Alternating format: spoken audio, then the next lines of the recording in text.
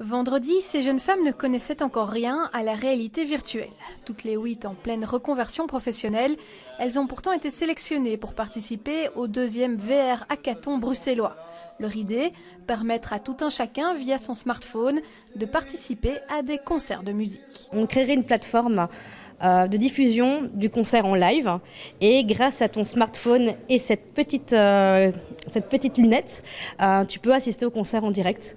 Et comme si tu étais sur place en fait. Et l'avantage c'est que tu peux être sur scène, tu peux avoir des points de vue différents.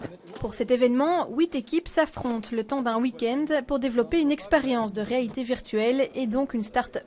Et contrairement à ce que l'on pourrait croire, le jeu est loin d'être le seul secteur de développement en la matière.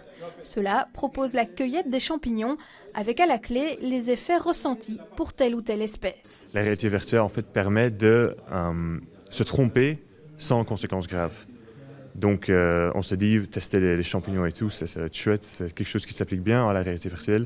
Et avoir l'effet psychédélique ou avoir l'effet d'être malade dans la réalité virtuelle, c'est quelque chose de nouveau pour l'utilisateur. Le jeu représentera d'ici à 2020 seulement 30% du marché de la réalité virtuelle. Les 70 autres % se partageront entre les événements live, le real estate, la santé, toute une série d'autres applicatifs de notre vie de tous les jours. En quelques années, de nombreuses start-up bruxelloises se sont forgées une solide réputation dans le domaine de la réalité virtuelle. Pour les gagnants de cet hackathon, un prix de 23 000 € et un séjour de 3 mois dans la Silicon Valley sont à remporter, de quoi stimuler les talents.